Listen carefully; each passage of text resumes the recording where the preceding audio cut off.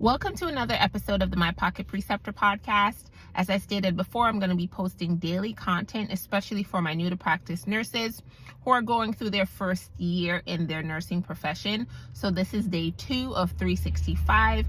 Follow me along as I share stories and anecdotes that will help you along the way. So yesterday we talked about understanding that you're going to have imposter syndrome as the first thing that's really going to hit you when you start to become a nurse and start to practice.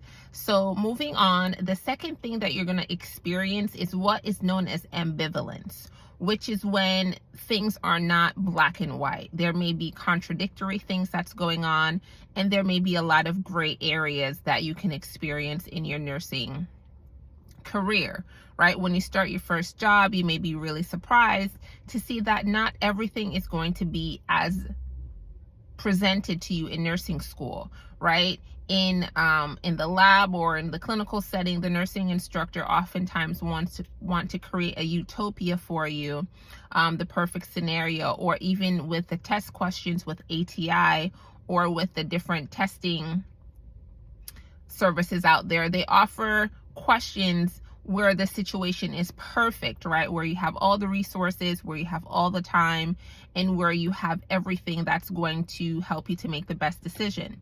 When you start to practice, that is not going to be the case. And it's important for me to prepare you for that because you are going to feel conflicted. And you may feel very conflicted and even want to kind of second guess your nursing career choice. So it's important for you to be aware that not everything is going to be black and white. In fact, very few things may be traditionally black and white or may present in the way that you learn it in the textbook scenario in class. So be prepared for that.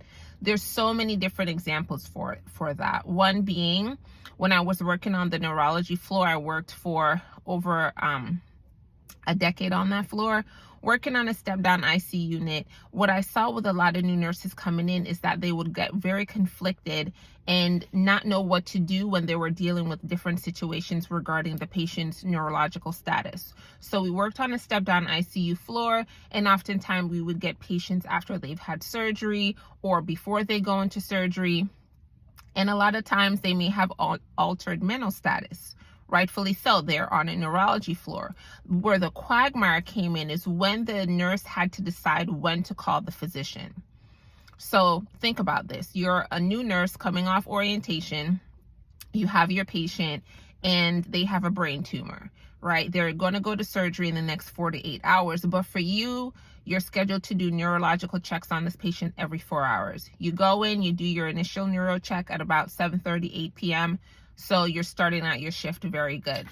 Again, this is the first time that you've had this patient. You've never had this patient before. You go in for your 11:30 or midnight neuro check, and you notice that the patient is a little more somnolent. They may be lethargic, hard to arouse. What do? Do you call the physician and let them know that they're having an acute change in their mental status and they need to go down possibly for a head CT? Or do you wait till the next neuro check at 3:30 or 4 a.m. to see if they're still with the same level of lethargy, or are they worsening in their lethargy, or are they now unarousable, right? But it's really pivotal at that 11:30, 12 o'clock time frame for you to decide what you're going to do. Are you going to call the physician, or are you going to go ahead and do your neuro check and then follow up on the subsequent neuro check to contact the doctor if there's any changes?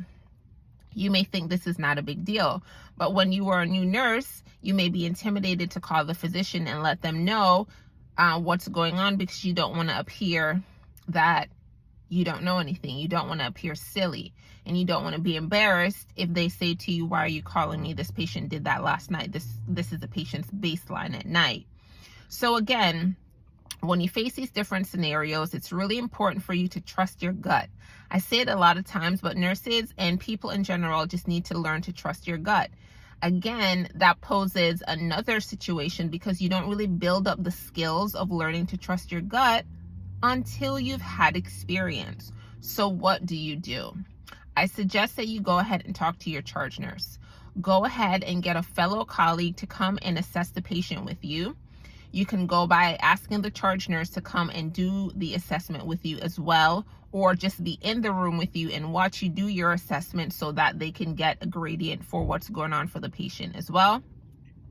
The other thing that you can do, you can find out who had the patient the previous night, the nurse who had the patient the previous night, and see if this is something that they do as a baseline overnight. But you will be faced with many situations of ambivalence. It will make you feel uncomfortable, but you need to understand that it's all a part of the process, and you will start to build the skills and the knowledge that you need in order to be able to make those decisive decisions when it seems that it's really gray and you want someone to just tell you exactly what to do. Again, like and follow for more. If there's anything else that you need me to talk about through this process, let me know so I can curate this to your needs. But it's important for you to learn to trust your gut and get a mentor. That is why I provide consultations, hourly consultations, or if you are interested in group coaching or personal coaching, that is available as well. Continue to like and follow and subscribe to this YouTube channel, and I thank you in advance.